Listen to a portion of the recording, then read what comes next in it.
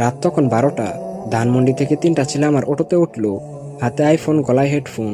একজন বলছে, কালকে এফএফবিসি এর ফাইনাল ম্যাচ, টিম বিনমে শান্ত ভাই খেলবে। ওই হালার পুতে একটা মাল, একা একটা স্কট ওয়াইপ আউট করে দেয়। আমি লুকিং গ্লাসে তাকাইলাম, ওরা আমার চিনে নাই। আমি একটা সময় সেরা 3জন ই স্পোর্টস প্লেয়ারের মধ্যে একজন ছিলাম। গল্প চলে যায় অতীতে। আমার নাম শান্ত, মিরপুরে একটা ম্যাচে থাকি। আমি তখন টিম ইবোনক্সের মেইন প্লেয়ার। আমার রোল রাশার, মানে সবার আগে রাশ দেব, নখ খাইলে খাবো, কিন্তু টিমের জন্য স্পেস বানাবো। ফেব্রুয়ারি 2023, এফএফবিসি, লাস্ট জন পচিনো।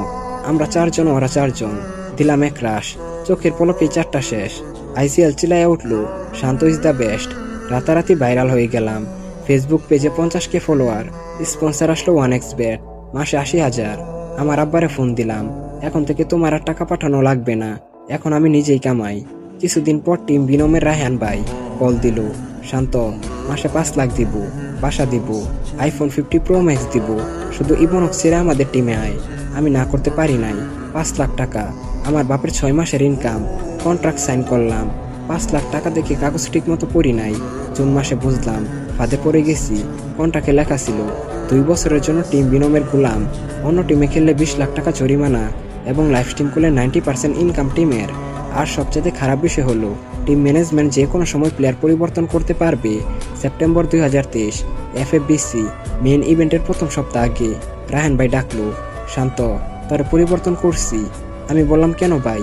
আমার পারফরমেন্স তো ঠিক আছে, গতকালকেও তো 15 কিল করলাম। রায়হান ভাই হাসলো, পারফরমেন্স দিয়া বাল ফালাইবা? নতুন স্পন্সর আসছে, ওর বাপে চায় ওর ছেলে খেলুক, এই জন্য 10 লাখ দিছে। তুই চিন্তা করিস না, তুইও 10,000 পাবি। তুই শুধু পোলাপানের পানি আনবি। আর হ্যাঁ, সোশ্যাল মিডিয়াতে কিছু বলবি না, বললেই 20 লাখের মামলা। আমি 19 বছরের ছেলে, 20 লাখ টাকার মামলা শুনে হাত পা ঠান্ডা হয়ে যায়। এফএফবিসি ফাইনাল ম্যাচ, আমার জার্সি পরে আরিফ খেলছে, কিন্তু ওইটা আমি না। ম্যাচ শেষে আমাকে 10,000 দেওয়া হলো। ঢাকা শহরে ম্যাচ বাড়াই 4,000। খাওয়া দাওয়া সহ কোন দিক দিয়ে 10,000 চলে যায় বুঝতেই পারি না। আমাকে দিয়ে পানি আনায়, জার্সি দোয়ায়, এমনকি রাত 3টায় নুডলসও বানায়। কি থেকে কি হয়ে গেলাম। ডিসেম্বর 2024, সুইসাইড করতে গেছিলাম। লাভ দেওয়ার আগে ছোট ভাই কল দিল, ভাইয়া টাকা লাগবে, আমার অপারেশন। তাই অটো চালানো শুরু করলাম। তো আজকে যেই 3টা ছেলে আমার অটোতে উঠলো, তারা নামার সময় বলল, মামা ফ্রি ফায়ার খেলো? আমি বললাম, আগে খেলতাম, কিন্তু এখন খেলি না। তারা ইউআইডি চাইলো, দিয়ে দিলাম। ছেলেটা ফোন বের করেই সার্চ দিল, সাথে সাথে টিম বিনমের শান্ত ভাই আইডিটা আসলো। এটা দেখে তো তারা শকড হয়ে যায়। আপনি কি ওই শান্ত? আমি হাসলাম, না মামা, ইউআইডি হয়তো ভুল হয়েছে, আমি তো একজন ড্রাইভার। ওরা নেমে গেল এবং 50 টাকা টিপসও দিল। আমি গাড়ি সাইড করলাম, ফোন বের করলাম এবং 2 বছর পর ফ্রি ফায়ার ইনস্টল দিলাম। গেমের লবি, ক্যারেক্টার, কত কিছু চেঞ্জ হয়ে গেছে। 2 বছর ধরে প্র্যাকটিস নাই, গেম আর কি খেলবো, হাত কাঁপছে।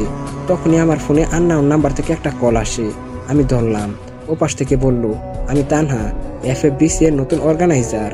আমরা আপনার 2023 সালের একটা ক্লিপ দেখলাম, চোখের পলকে একটা স্কট ওয়াইপ আউট করে দিলেন, আর আপনি গায়েব কেন? এটা শুনে আমি বললাম, আপু আমি একটা সমস্যায় আছি। ও পাশ থেকে মেয়েটা বলল, আপনি তো একটা সময় ই স্পোর্টস কমিউনিটিতে বেশ রাশার ছিলেন। যাই হোক, আপনার কন্ট্রাক্ট এপ্রিল মাসের 25 তারিখ শেষ হবে। এখন শান্ত কি আবারও ফ্রি ফায়ারে ব্যাক করবে? আর তানহা নামের মেয়েটা শান্তর কন্ট্রাক্ট সম্পর্কে কিভাবে জানলো, সেসব জানতে হলে দ্বিতীয় এপিসোডের জন্য ওয়েট করতে হবে।